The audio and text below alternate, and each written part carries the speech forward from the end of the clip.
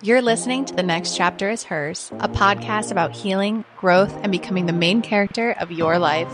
We are your hosts, Hannah and Heather, sisters, storytellers, and your weekly hype women. Welcome back, main characters. Episode 2. Here we go. Welcome back, main characters. It has already been a little bit of a hectic day, 20 minutes in, and we are now finally starting to record after getting everything set up, but I feel good. Yeah, I do too. Good. Today is all about Hannah. All about me, baby. We're going to learn about you and your business and your why and what you put out into the world and what you teach women every day with your amazingness. We're going to have to remove all those pauses again. We need to make sure that before we speak, we have like a fluent. No, guys, I process slowly. This is going to be interesting. I'm so excited. Yeah, me too. So should we just jump right in or? Yeah. How are your chickens? Oh my God. Kidding. I do have chickens. Yep. We'll let everyone know because we're going to do a greenhouse podcast episode. We were going to film from the greenhouse today, but we decided that ripping all of our stuff down for episode 2 probably wasn't a great idea considering we just got everything working for episode 1. But baby, we're back. We are ready. So we decided to get a couple more in-studio episodes under our belt, and then we'll do a tear-down tour, and we'll go to the greenhouse. Yeah. The greenhouse, the studio. I feel like that's like a really good way to also see inside of my brain. Like, look at all the places I've designed. We're in my dining room currently. Yeah. Or what used to be my dining room. It's now the podcast space. It's now the podcast space. So learning about you today, I've got some questions to ask. Okay.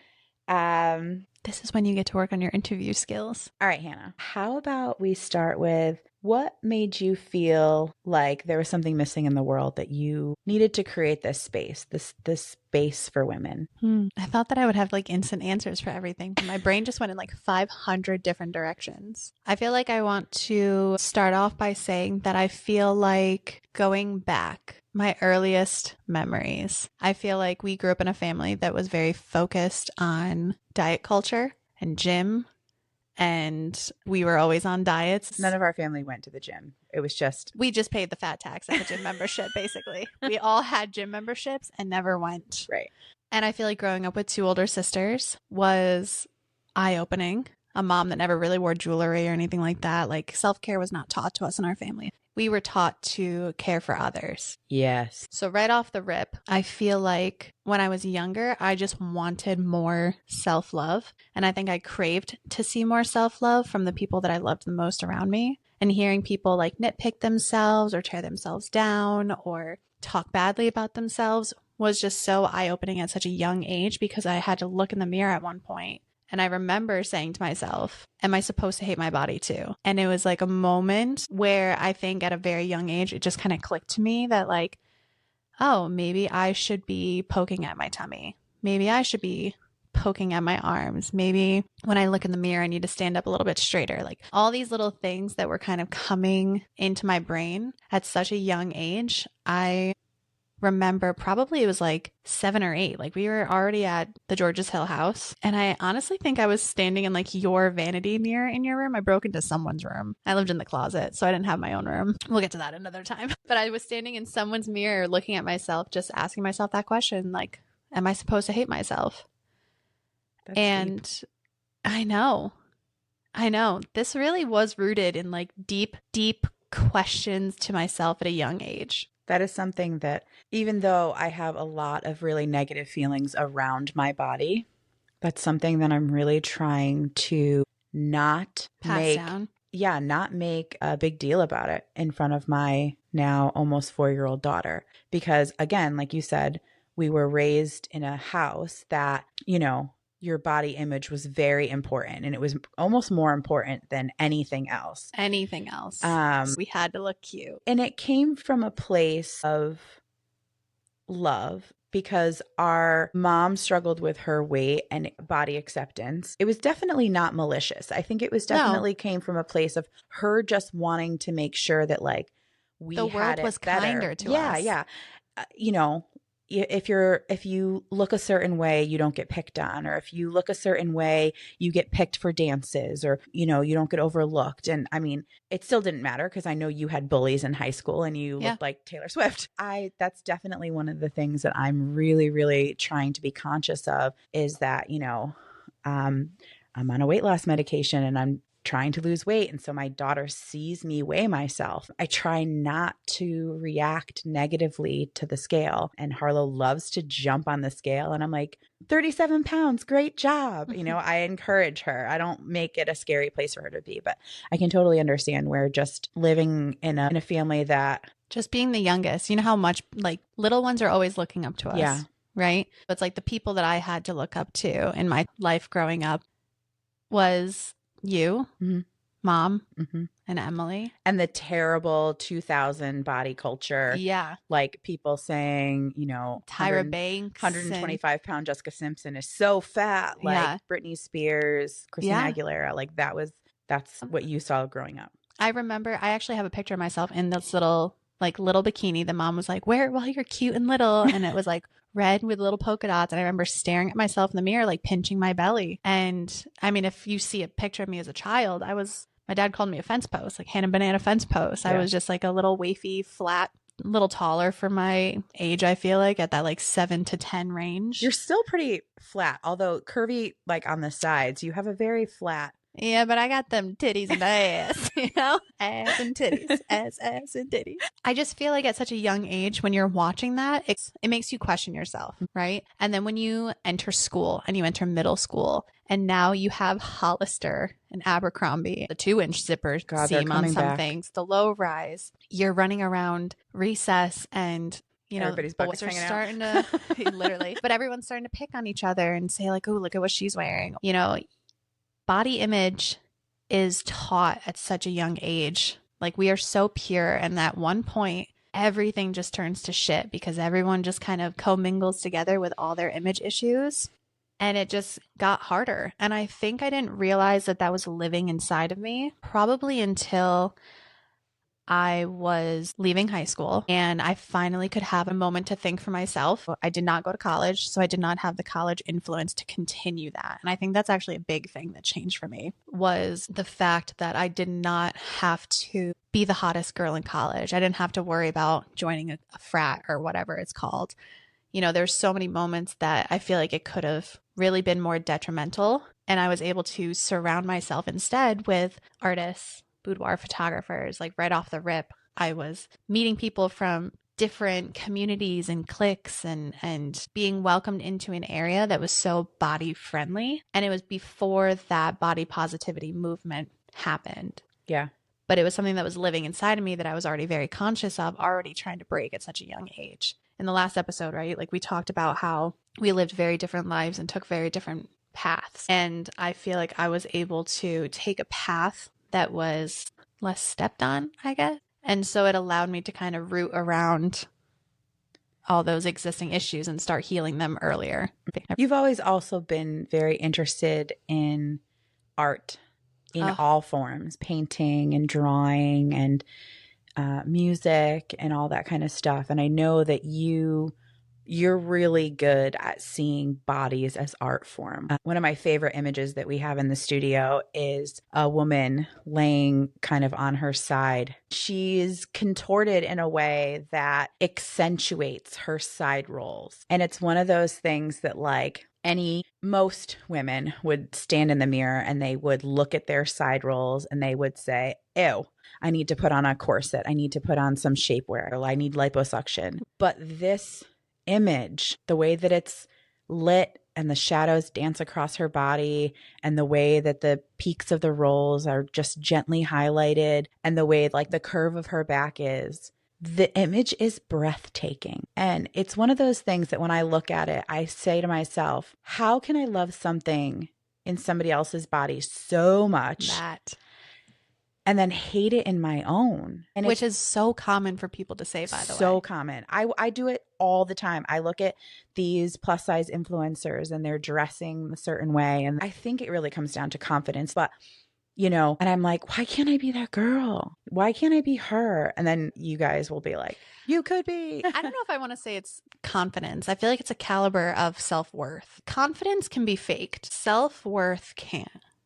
Right? And that took me a long time to realize, because sometimes you have to fake the confidence until the self-worth comes, because as long as you can fake it, you can hold yourself to a higher power, even if you don't necessarily believe it. And then something starts tricking your brain every single day because you're treating yourself differently. Other people around you start treating yourself differently. And when you start getting treated differently by other people, that's when you no longer accept the bullshit. Right. And when you no longer accept the bullshit, you are unstoppable. Like, that's where power comes from. And it's something that I have to kind of explain that to a lot of women at times when they're coming in for their shoots, because I'm not always confident. I don't always feel good in my skin.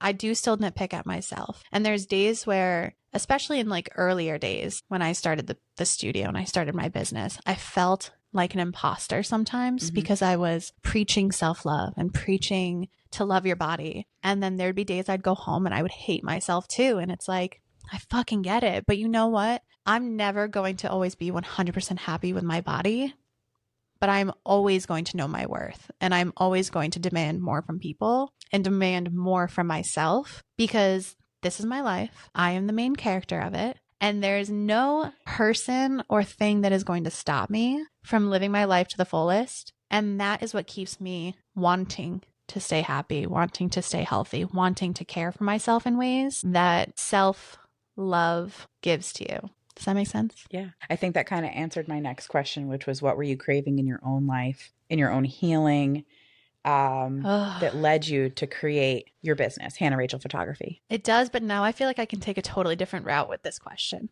Because at the time when I started my business, when I decided to finally open the studio door, I was really craving love from other people. I think when I started my studio, I was starting to get into a dark place in my existing relationship. So I was looking for exterior validation, and I wasn't getting that validation from the person that I was with at the time. So instead of sitting in the darkness, I basically like opened a room and offered friends to come in and to get my exterior validation from my business and from my clients. I absolutely went manic starting my business. I poured my heart and soul into it.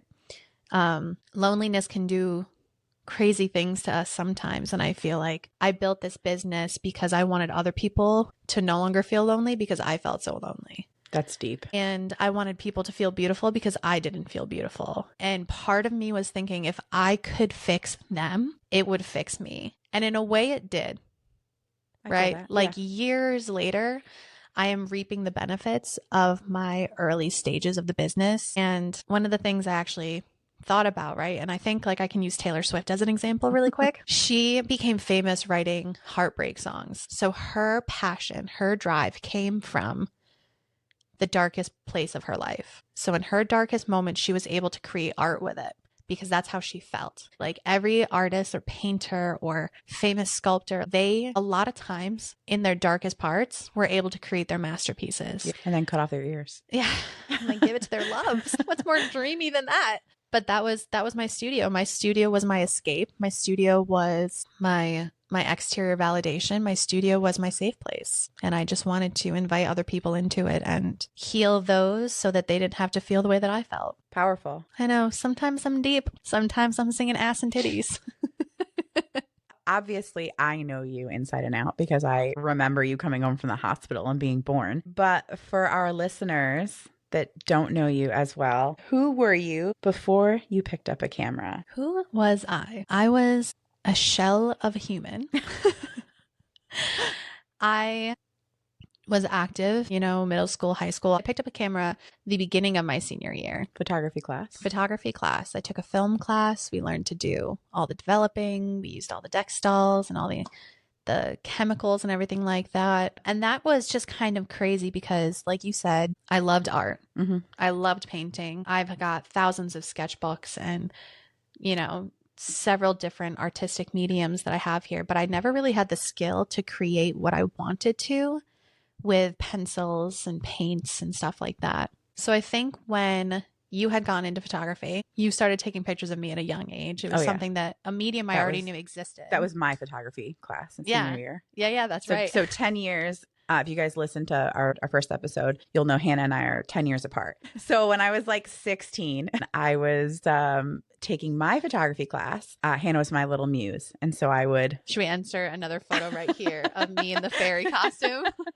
I would photograph my little baby sister Hannah, and she would be one of my subjects for my photography class for the next 10 years, because we were acting and you took all of my so headshots. Then I was taking headshots, I was taking acting photos, I was taking senior portraits, and I eventually led into shooting weddings. Used your film camera for the class. Yeah. Because you really liked photography, though, after you graduated high school, you tagged along with me to some weddings, and we shot weddings together for a little while. Yeah. I was still in high school or fresh out of high school when I shot your first wedding. Yeah. It was that summer. Yeah. They had a spring wedding, but you were really interested in photography.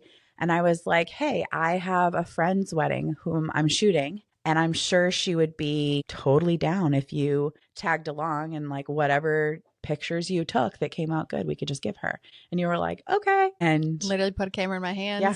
We drove there, and her maid of honor was the one that hired me for her wedding on the spot the next year. Mm-hmm. And I shot her boudoir session in my spare bedroom.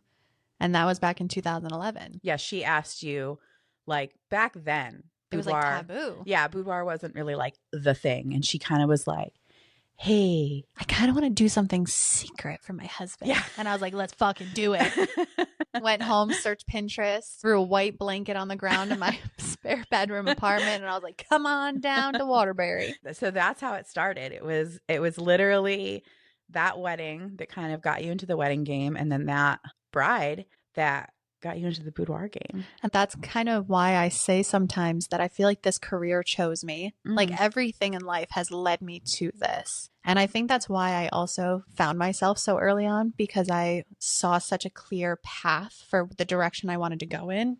And even though it was scary and different, you know, everybody at that time would tell you, don't be a photographer. You're going to be a starving artist forever. And I was like, no, there's got to be a way to like make this work. So you shot weddings with me for like 3 years. Yep. I hated it. Sick and tired of giving away your weekends and your nights. When I should have been in college partying every weekend. Right, I was shooting weddings. You were a little kid. I mean, like honestly, looking back on that, 18, 19, 20 years old, you were a young kid and you had no nights and weekends. No. And I waitress in the morning. Yeah. It was a rough road. I was a hard worker. You've always been a hard worker. Yeah, I'm definitely still a hard worker. Let's not put that in the past. Yeah. If Hannah is not like actively working, like photographing something, starting a podcast, starting a traveling photography business, teaching, traveling to see her man in Tennessee. Patreon.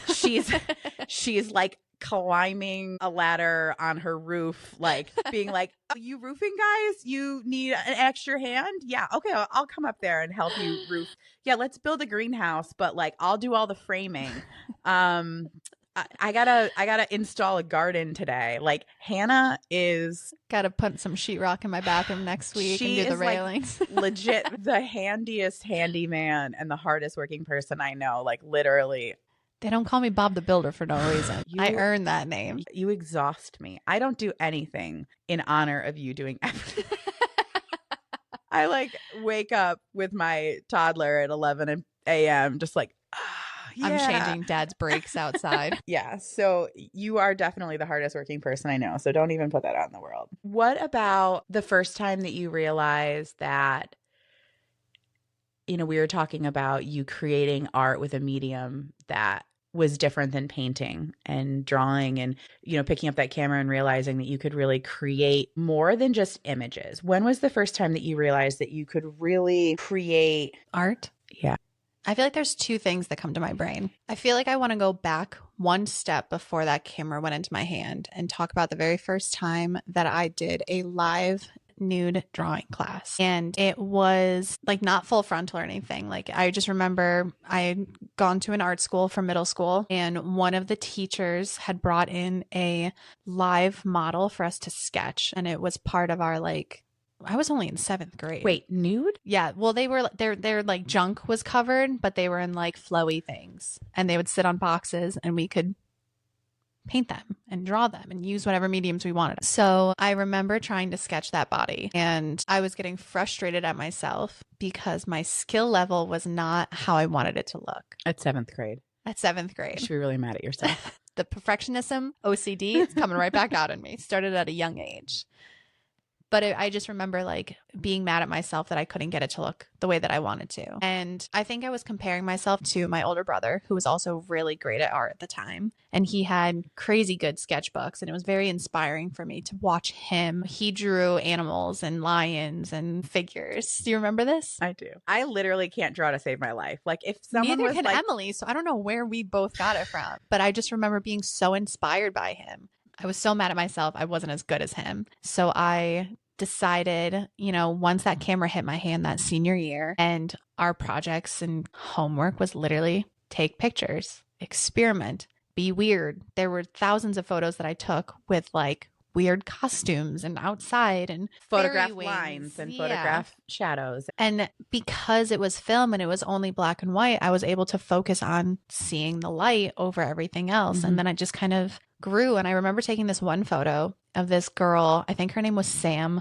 It was in front of a tree at the base of our driveway. I carved a heart into the tree. It was so cheesy. And I remember taking that portrait and looking down when I printed it, and it's like floating in the bucket. And I was like, holy shit, this is a beautiful picture of her. And it was that moment right there. I was like, great. What I saw, what I wanted it to look like, I could make it look like that. And instantly just started taking pictures right after that. Never looked back. When was it that you realized that you could take that art that you were creating and really witness the people behind that? I feel like you capture so much of people's like beings, their souls in your images. When do you think that you learned that? I think that the very first boudoir that I shot was so powerful for me in two ways. Now, at this point, we had done a year of weddings already together. I had done newborns. I had done You hustled. portrait sessions. I had done everything because I wanted to try everything. I was on racetracks.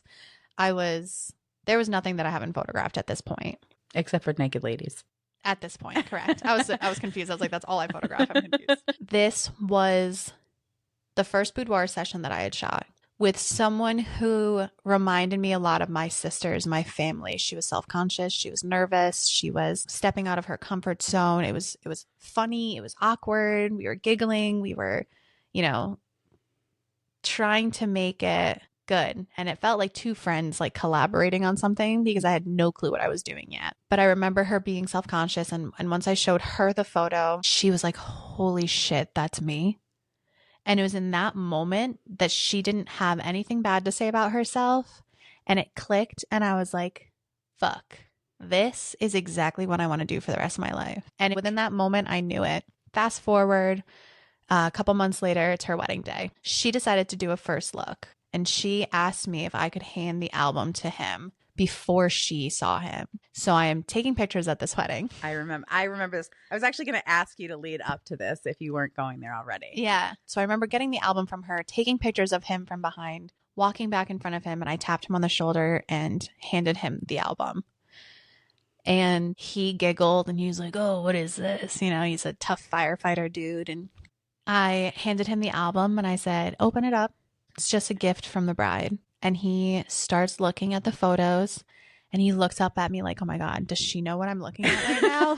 Did she open this? I think he knew I took the photos at the end, but he was like, oh my God, what is happening? And I watched someone who loved their partner so much, knew their partner was self-conscious, knew that this was something very scary for them to do. And I watched this man literally start sobbing, staring at this book. And as he hit the last page, she was naked with his nameplate from the firefighting jacket across her chest. And he started sobbing and she tapped his shoulder and he turned around and I watched him fall to his knees and they were just holding each other. And it was like, fuck, number two. Because I watched not only one, but two people see a body as art that they loved so much. And it was the most impactful thing in my life. And I think that was the day I was like, I am never shooting weddings again. Don't book me on anything. Except for you shot them for 2 more years. Yeah, because I was already booked out for 2 years. But I just remember that being the moment. Like, I don't want anything to do with anything other than boudoir. This is the impact that I've been craving and the exterior validation that I knew I needed. I needed to help people, and that healed a part of me to do that. Okay, so you started shooting boudoir in your little apartment bedroom. Like 2012. Mind you, I'm 18 at the time. I'm not even like 21, able to drink yet. You were barely even allowed to be shooting boudoir. Yeah. What did building this space mean to you in the beginning? Was there a moment that you said, this is it, this is what I need, this is what I want? I remember you getting your studio. I remember you calling me the night you signed the lease. Crying, probably. It's very on brand for me. And you said, I'm so nervous. What if I fail? And I said, but what if you don't? And here we are. I think when it came time for me to open the studio, it was a heavy moment of trust in myself. It was me just starting to realize my self-worth. Like, am I worthy of doing this? Do I deserve to do this? Are people going to want to book me? Are people going to... Because it was still kind of like not the norm. Even still, I feel like some people are like, you say, oh, I'm a boudoir photographer. And they're like, what's that? And you're like, naked ladies. I shoot nudies. But I mean, like, back then, it was still like... hiding magazines under the bed. Yeah. Nobody talked about it. No. It wasn't popular. It wasn't searchable. There wasn't anything on Pinterest yet. I knew I needed a studio for a few reasons. One of it being I knew I needed a safe place for people to be vulnerable. Because at that time when I started the studio, I myself did not even have a safe space to be vulnerable. I was so eager to heal myself this way, to manically work and heal others, to heal myself, that's the direction that I took with it. Mm-hmm. So when it came time for me to open the studio, it wasn't me necessarily looking for a place to have pretty pictures. It really boiled down to I need a safe space to create. It's no different to me than, an artist having their studio where they can have everything that they need in one spot and just get away from the reality of the world and escape in their own little bubble. And that's what my studio became. It was created by me, for my art.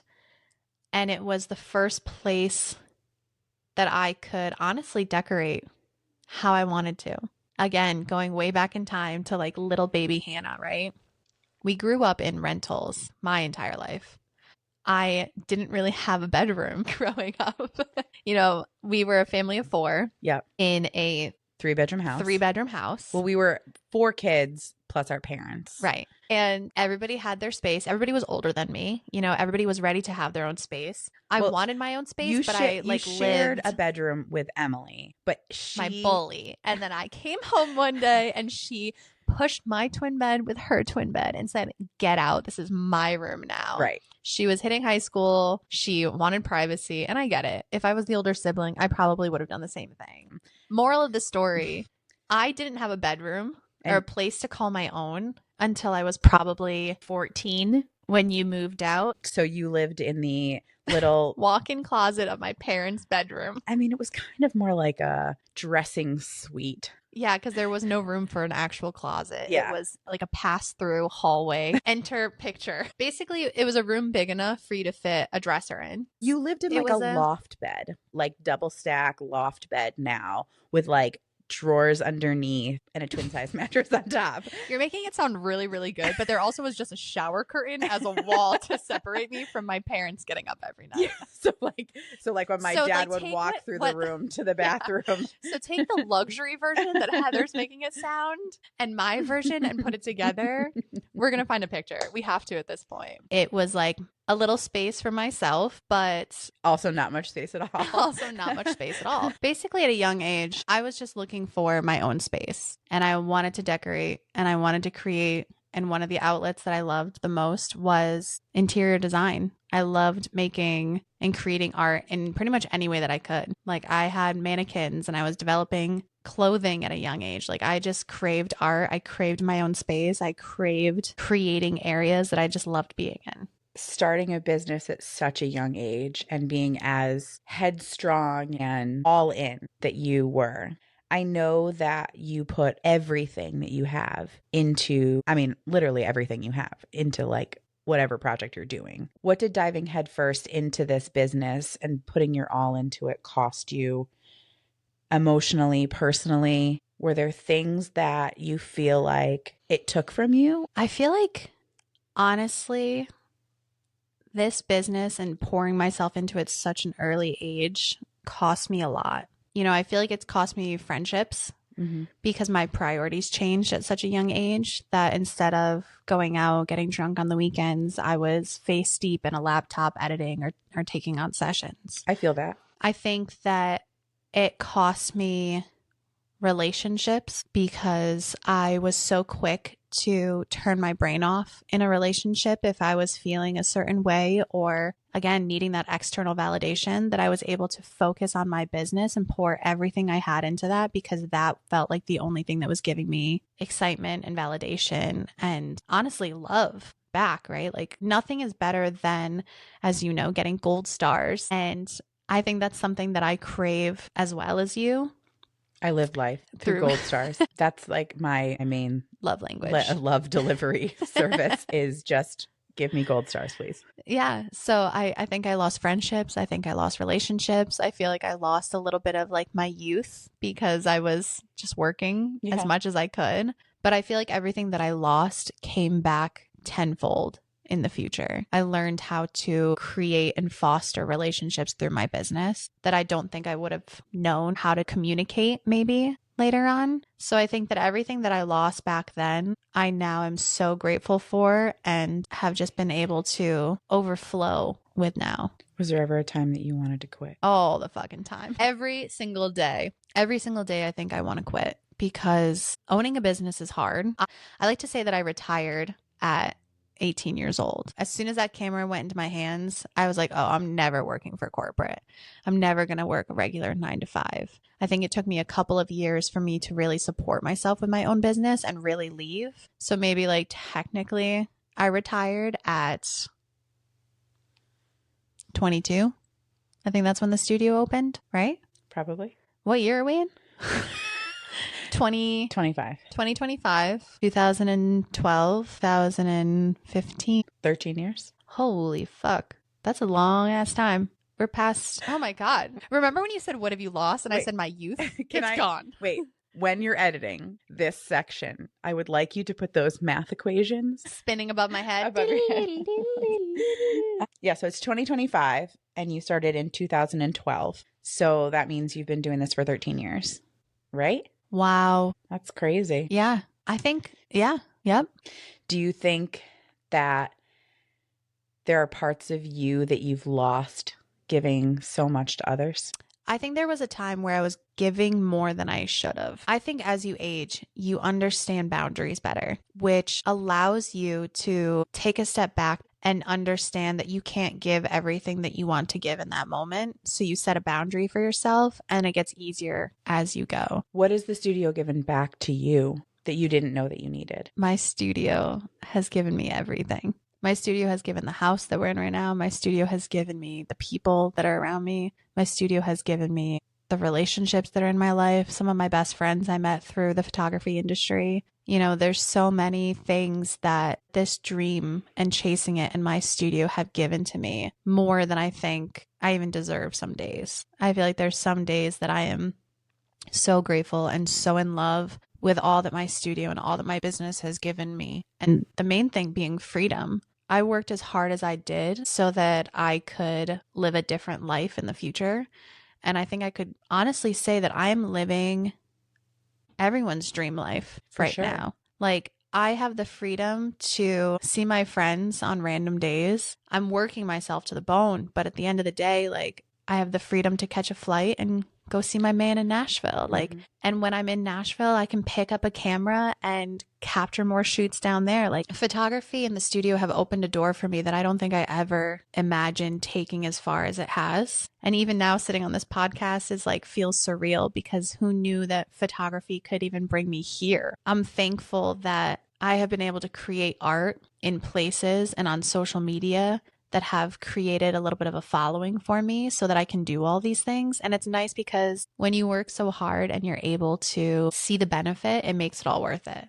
Like, right away, you don't know what it's going to bring. You're working so hard because it's something that you want and you're craving. And it's really nice to know that like 10 years down the road, it's going to all work out. You just got to get to that 10-year mark in business. Once you pass that, then you have to reinvent and start your business completely over. You have to start a podcast. You think you're doing great, and then you have to play catch up again. I know that you mentioned that your studio and your business cost you a lot of things. It cost you friendships and relationships. And I know that over the last couple of years, you've had a lot of transitions in your personal life. And I don't know if one day we'll touch on some of those, but how has watching other women find themselves help you find yourself again? We touched on this a little bit on our first episode, how the more you get to know somebody and the more that somebody lets you in, the more you're able to find out about yourself. And when you have those deep and intimate conversations with other people, it makes you ask yourself those same questions. And when you hear their answers, you compare them to your answers. And so I think that a lot of these times when I'm working with women and they are falling back in love with themselves, it allows me to show them the way that I see them.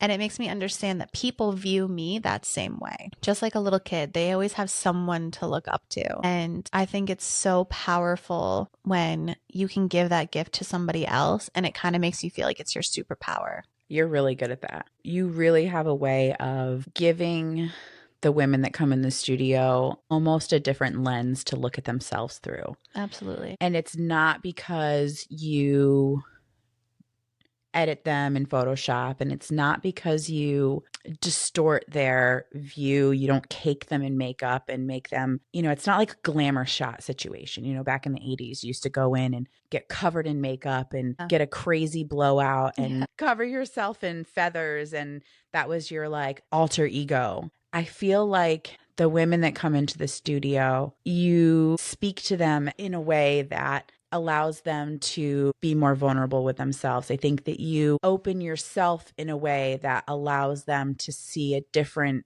part of themselves, and you photograph them in a way that highlights parts of their bodies. Sometimes I know in our questionnaire, we ask people, like, are there parts of your body that you want to minimize or shy away from? But I feel like you ask that question as the opportunity to show those people that part of them is still beautiful. Right. I think that when people think that they're answering that question, you're intentionally going to hide their belly or hide their inner thighs or hide their arms. But you want to photograph those parts of them and show them that they're beautiful in a way that they will look at that and say, wow, I usually hate my belly, but it looks so good here.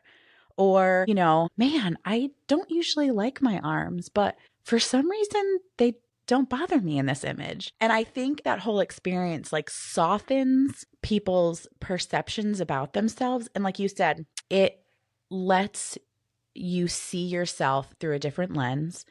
And it lets you kind of like say like, this is the lens that other people see me through. And so I don't feel like I have to feel bad about these parts. I know that before our session together, my first session, I hadn't worn shorts in like 25 years. Yep. Since I was like 14 years old. Because I was like, I have fat thighs. Nobody needs to see my legs. So I just was fucking hot all the time in the summer wearing pants. It's like nobody cares about that, first of all.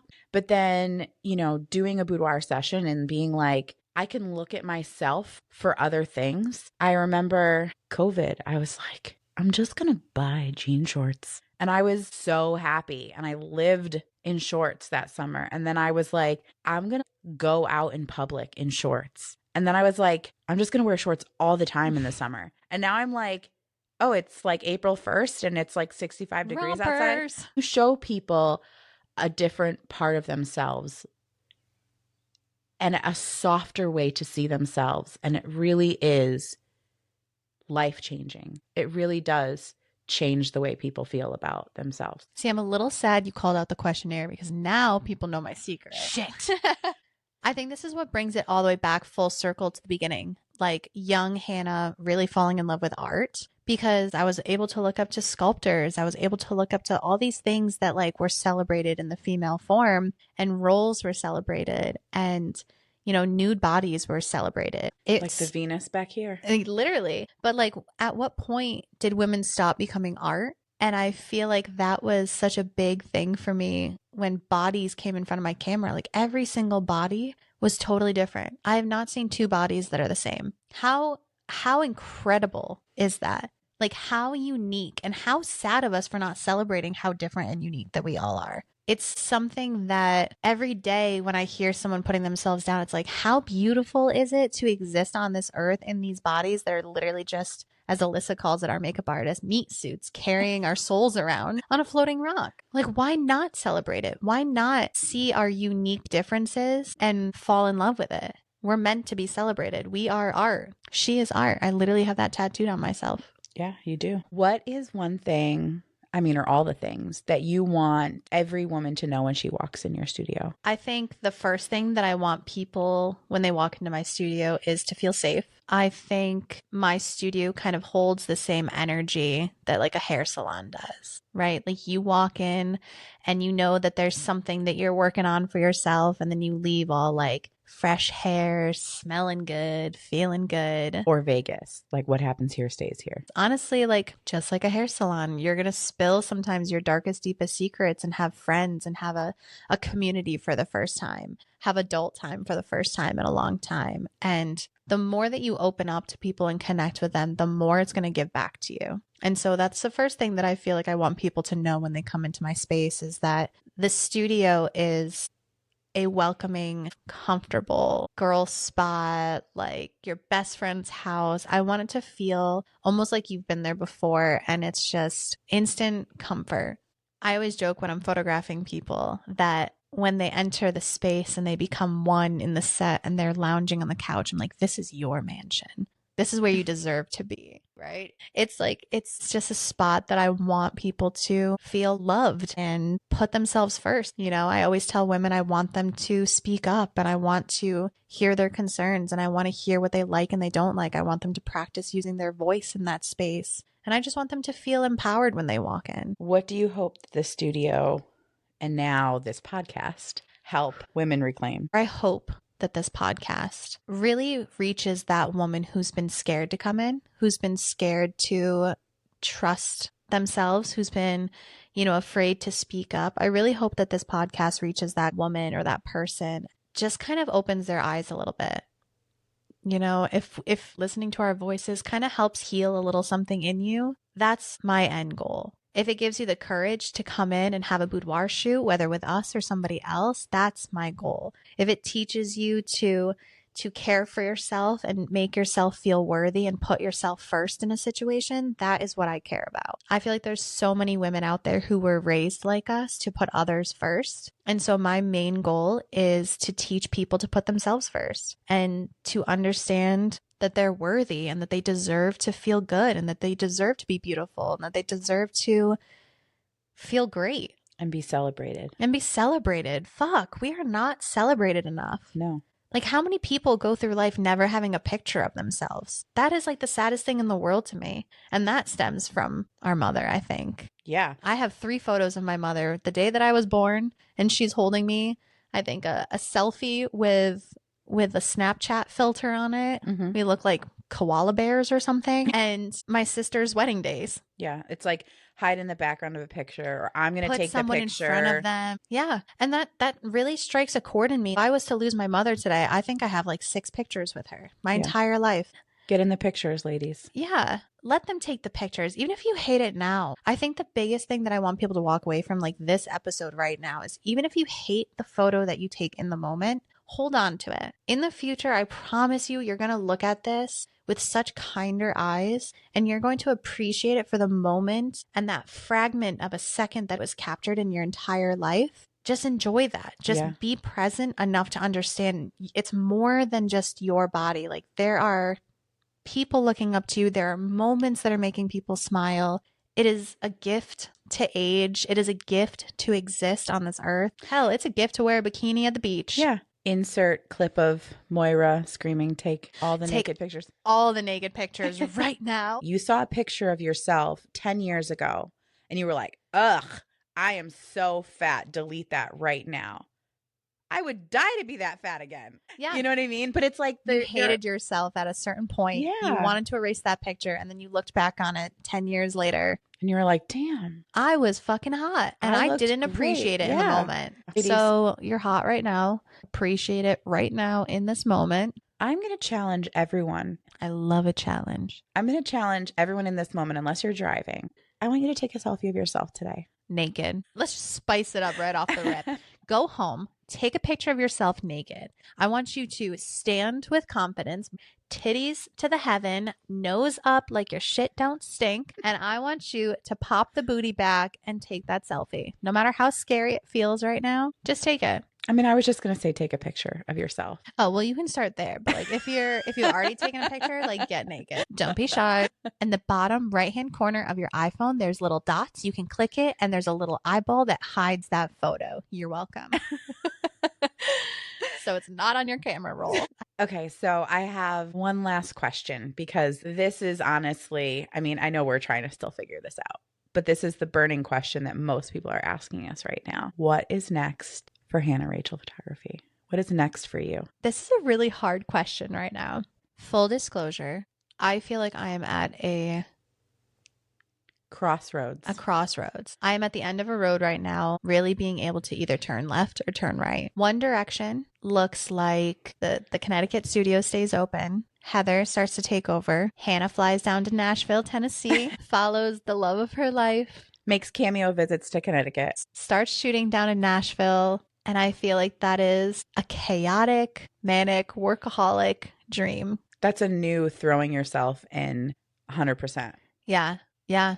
We're looking at, buying a house, building a house. It'll be a lot to manage. Yeah. And it's like, do I continue chasing this dream because I've always loved doing it? Or is this the part of my life where I allow myself to slow down a little bit? Do I let little Hannah have a break and close the Connecticut studio, continue with the podcast, because this feels really, really good. The more I talk on here, the more that it feels like this is a new start to something. And continue photographing in rentals and on properties and chasing that dream just a little bit slower. So where we go, I have no fucking clue. So the answer is still, we don't know. But there's absolutely more to come. For sure. This ain't the end, baby. This ain't the end. It might just be a little bit more country. I was always born to be a Southern mama. I know it. Joshua says it to me all the time. My little Southern kicks in. He's like, ooh. There she is. Well, I think this was an amazing episode diving into the business and who it has created you to be. I know I am blessed, obviously, to love you and to work with you. And I'm honored every day that I get to sit down with you at this microphone. And I think we're creating art right now.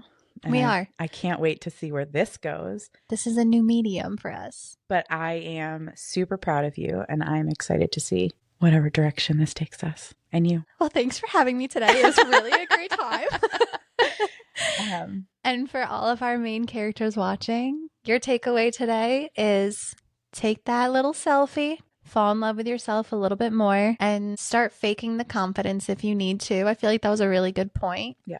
Fake the confidence until you understand how worthy you are. Yeah.